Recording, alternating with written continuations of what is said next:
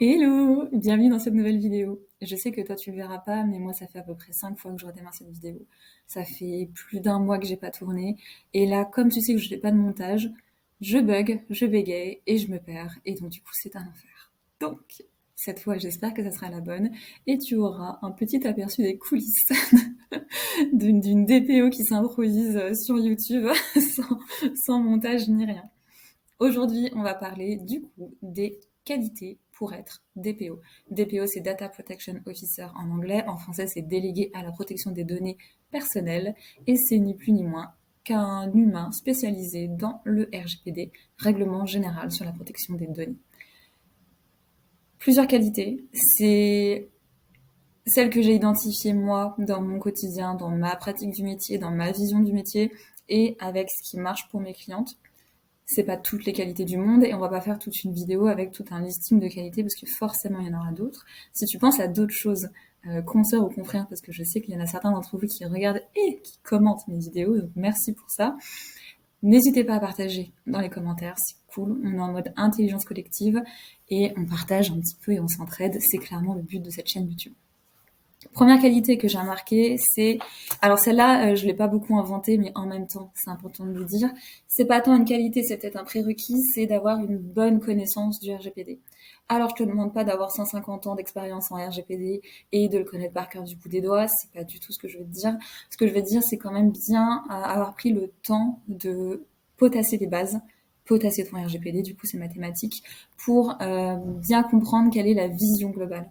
Quand je te dis avoir une bonne expertise technique sur le RGPD, c'est en fait lié au deuxième point, selon moi, qui est d'avoir une bonne vision de ce qu'est la conformité RGPD.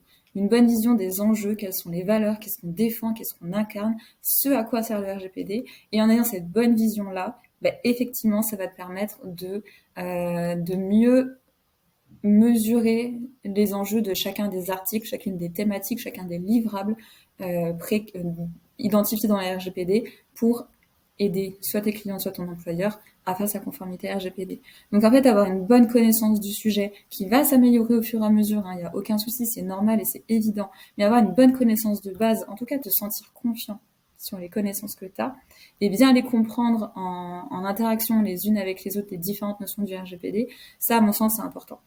Et effectivement, du coup, c'est ce que j'ai dit, avoir une bonne vision. Donc ça, c'est un peu l'espèce de prérequis sur le prérequis sur évidemment la nécessité de connaître un minima le RGPD. Jusque-là, rien de bien délirant. Une autre qualité que j'ai vraiment identifiée, et ça c'est chacun, c'est être ultra empathique. C'est à mon sens, hyper important de se mettre à la place de la personne que tu as en face de toi, de ton interlocuteur, et de vraiment te dire, il comprend rien à ce que je lui raconte, il est en angoisse totale, en panique de ouf. Il faut vraiment que je simplifie le sujet et que je le rende accessible. À chaque fois que j'arrive en clientèle, j'arrive en disant, coucou, je sais que toi et moi, là, on est en train de se prendre la main et de plonger dans une piscine d'angoisse. T'inquiète pas, ça va bien se passer, je t'assure. Je t'assure, c'est pas si compliqué que ça. Il faut juste bien penser à ça aujourd'hui, tel sujet aujourd'hui, on verra tel sujet après. Mais pour l'instant, on a juste besoin de savoir ça. Et en fait, être ultra empathique et ultra pédagogue, c'est, à mon sens, hyper important pour créer des bonnes relations avec les équipes métiers avec qui tu discutes et évidemment avec ta direction avec ta direction, avec tes clients, quand tu fais tes présentations codir, tout ça, peu importe. Les humains avec lesquels tu échanges, ils sont pas passionnés comme toi par le RGPD, ils sont pas aussi capés que toi sur le RGPD, sinon tu serais pas là. Voilà.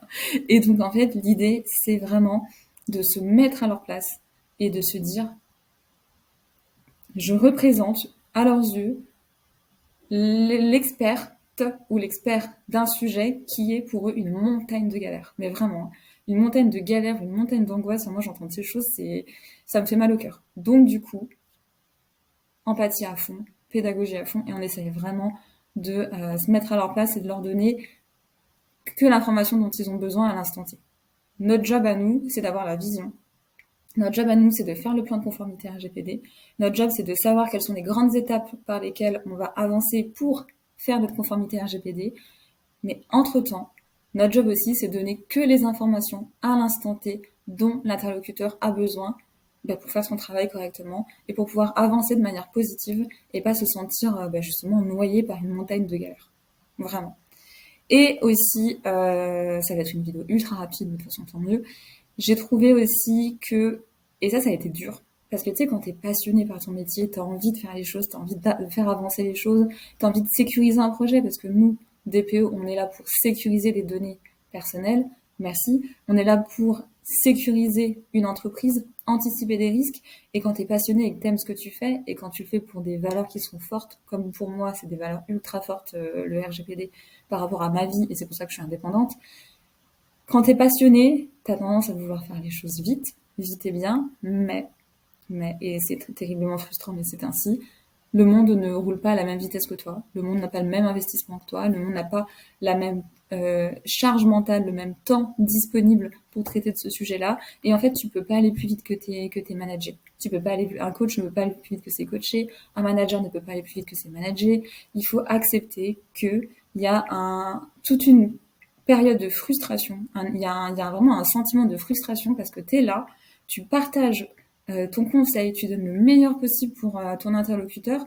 Tu lui dis le meilleur que tu puisses faire dans cette situation, c'est ça, je t'assure, patati, tu lui expliques tout ce que tu veux. Il te dit ok, mais ça se trouve, il le mettra en place 6 mois, 1 an, j'en sais rien, 18 000 ans plus tard, peu importe. Mais ça, c'est hyper frustrant. Et savoir gérer sa frustration, savoir être patient, ça, c'est très important. Alors, il y a un bon équilibre entre être patient et attendre que les choses se fassent, hein. Forcément, c'est différent. Mais il y a un moment donné où il y a des choses où, malheureusement, c'est comme ça dans les grands groupes, dans les grandes industries, il y a soit une hiérarchie et une hiérarchie pyramidale et le temps que ça déroule, ça prend du temps. Il y a soit des humains qui sont réfractaires au changement, hein, ça c'est un truc que j'entends mais tous les jours. Tous les jours j'entends il y a bidule et bidule qui, eux, c'est pas possible de leur faire comprendre que l'authentification multifacteur c'est important, patati patata. Voilà, il y aura toujours un tas de raisons qui vont générer de la frustration parce que tu pourras pas avancer aussi vite que tu as envie. Mais ça fait partie malheureusement des contraintes du job et du coup il faut être patient. Patient.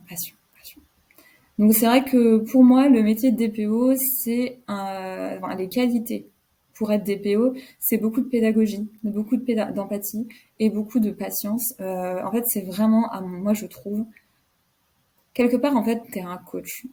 T'es un coach, alors chacun sa définition du coach, peu importe, mais moi c'est la définition de coach que je veux donner, c'est ça. Pédagogue, empathique, patient et générateur de motivation, générateur d'énergie.